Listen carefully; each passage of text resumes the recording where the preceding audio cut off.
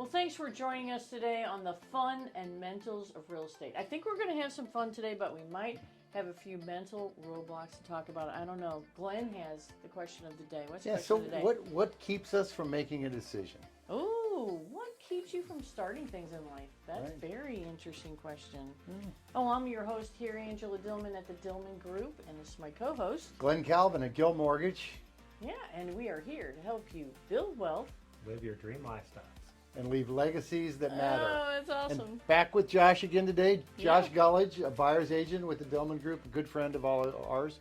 And we're going to talk a little bit about Josh's plan and how he got started in home ownership. And it's really a little bit different. I think maybe because you're in the trades and part of it. But tell us a little bit about how you got started.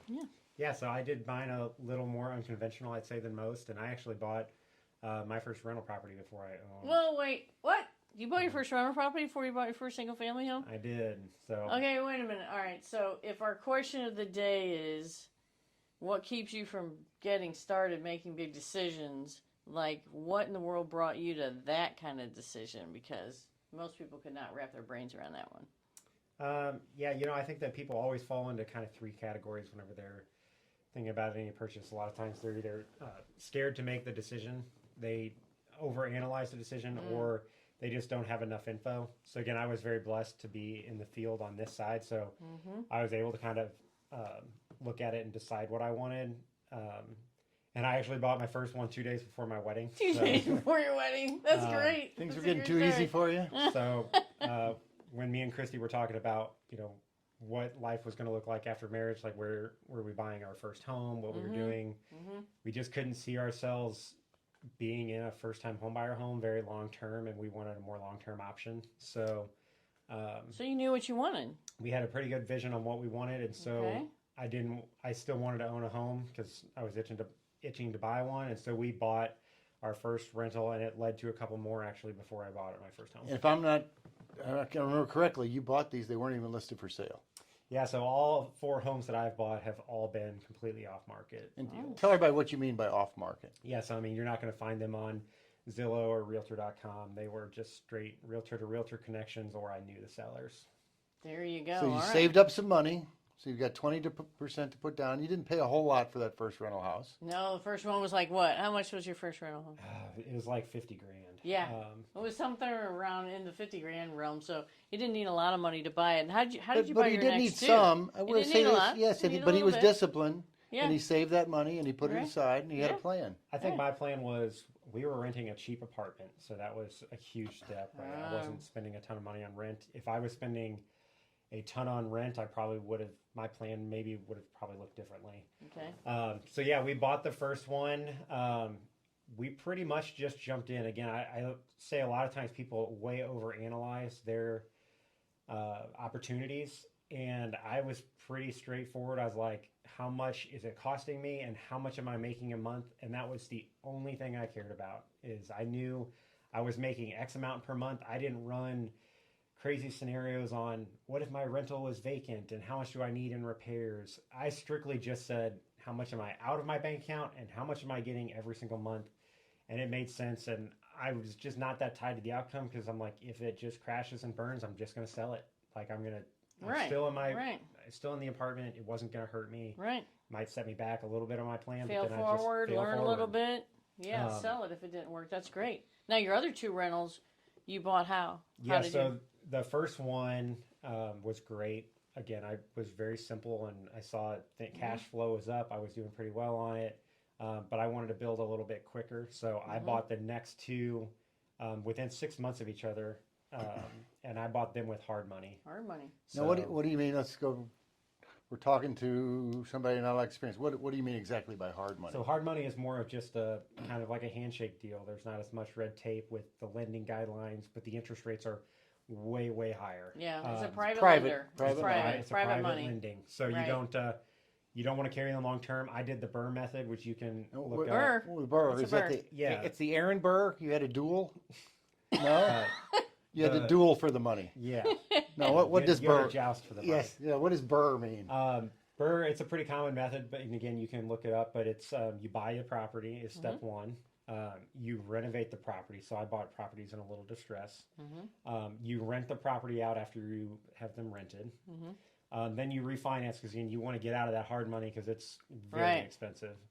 And then you repeat that process. So you can kind of cycle the same money, down payment money, if you will, Right. to buy a lot of properties. And very you can't quickly. get the private lending money unless they know that that's the end goal and you're able to do that. Because private lending is very short term. There's a lot of lending. different, again, private Mhm. lenders out there. Some are Mhm. very sketchy and very, they're Right. kind of like loan sharks. Others have, over the years, they are very reputable. They have Mhm. great people. Right. They're actually very motivated by helping you. So Yeah, they know sure. like, hey, Josh has got a great deal. I want to loan him the money and I want to make sure he's successful because they also want to get paid. So Right. they don't care about, the last thing they want to do is take the home back from you or get you in financial trouble. Right. They actually want to see you Right. renovate it, repeat it, because then they know, like, as soon as they do it once, they're going to help you loan on They as know many you can do properties it. as you want. Right. And they actually helped me buy two of them. All right. Well, So you see. had 3 rental properties. You And got married, then- and you and got married. Right. Well, the first Yes. one, 2 days later, you get married. Yeah. Then he has 3, and then you decided to buy your single family. So what'd you do? Yes. Just sort of leapfrog over the typical first time home buyer? Yeah, Home? we did. We definitely, at that point, we had been married, I think 2 years when we had owned all 3, and we had definitely figured out kind of, and through discussion, just random marriage, Right. you find out where life was taking you, where we had narrowed down where we were wanting to live. Mm-hmm. And again, Great. we had both had an idea of what the home would look like.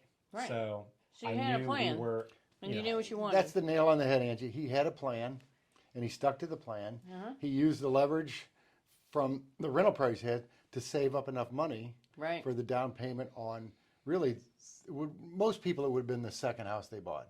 You were able to skip that and move right Right. into a really nice house that you can Right. settle in and raise your family and not even Right. think about move up. Right. yeah, so we basically skipped a first-time home buyer home and went to a second-time buyer home. Okay. But we didn't want as big of a payment as what would probably require for a completely fixed up one. So we bought, again, another property that was in livable, certainly, but it was in Sure. distress and needed a lot of TLC. And we took a lot of the cash from those rentals and fixed up that house. So You sold 2 of the rentals, is that sold, right? We sold 2 of them. And you used Two. that money to renovate it.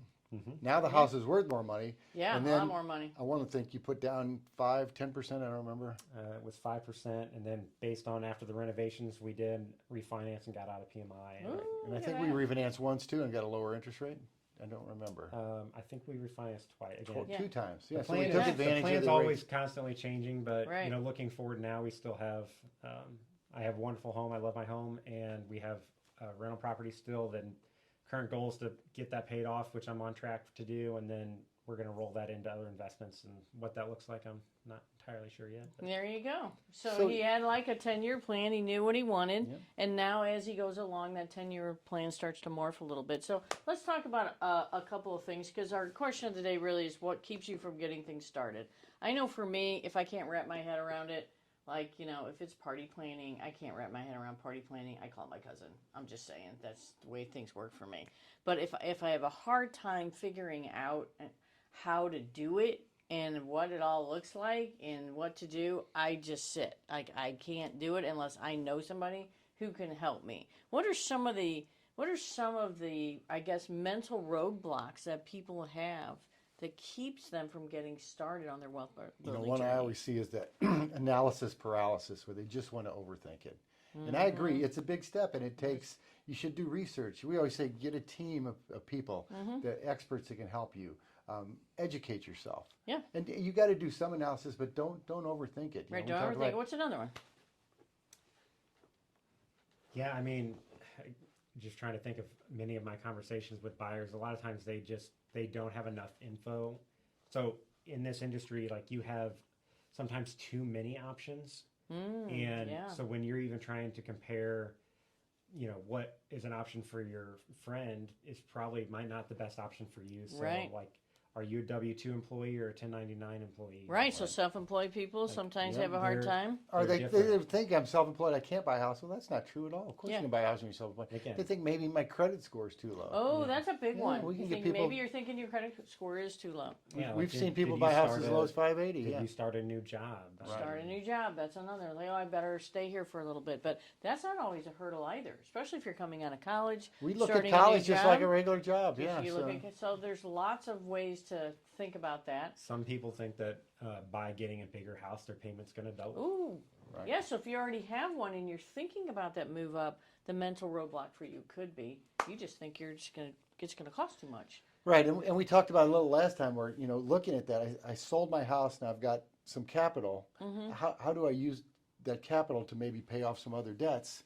Then I can afford a bigger payment into the bigger house. There's so many ways. And sometimes people just don't know how in the world do I sell one and buy one without double moving and all the things. And we'll do a podcast on that again as we go through the buying series here. But that's a big one. Some people think it just takes too much time. Oh my gosh, it's going to take me forever to figure out how to move or how to get a loan or pack this house up. It's so corny, but I always say this. Some people, they don't get started because of fear of rejection.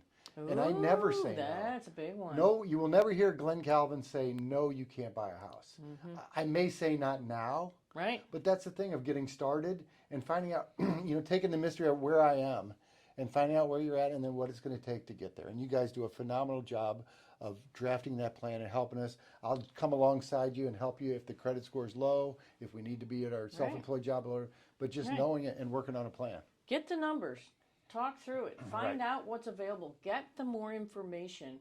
And I find that if I can't wrap my head around it, but I know somebody who can, then it makes my life so much easier and I can actually move toward my goals. So if you really do want to live on the beach or downsize into the condo or buy your first home, then just reach out and let's just start a conversation, right? And what does it cost to have that conversation? Oh, zero. That's Zero. what I say. Same for all of us. here We're to help. happy to talk. And Yeah. all three of us have the same thing that we love helping people.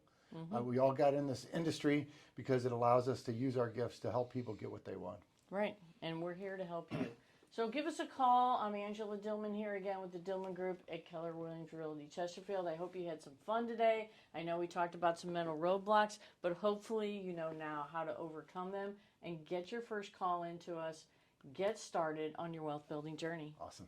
Thanks for joining us. We'll see you next week. Thanks.